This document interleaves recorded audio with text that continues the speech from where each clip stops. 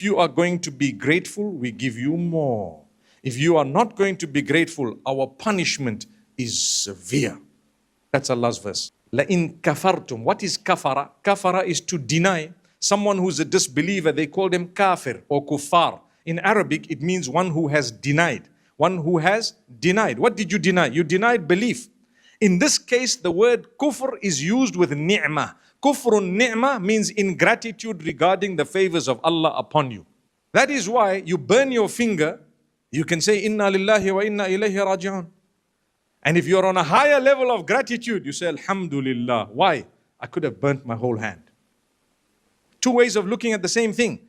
As Muslims, our forefathers and our parents have done a good job because our parents have always told us it could have been worse. If you are going to be grateful, we give you more. If you are not going to be grateful, our punishment is severe. That's Allah's verse. لَإِن كَفَرْتُمْ. What is kafara? Kafara is to deny. Someone who's a disbeliever, they call them kafir or kuffar. In Arabic, it means one who has denied. One who has denied. What did you deny? You denied belief.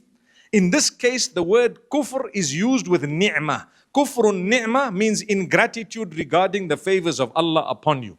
That is why you burn your finger, you can say, Inna lillahi wa inna ilayhi raji'un. And if you're on a higher level of gratitude, you say, Alhamdulillah. Why? I could have burnt my whole hand. Two ways of looking at the same thing.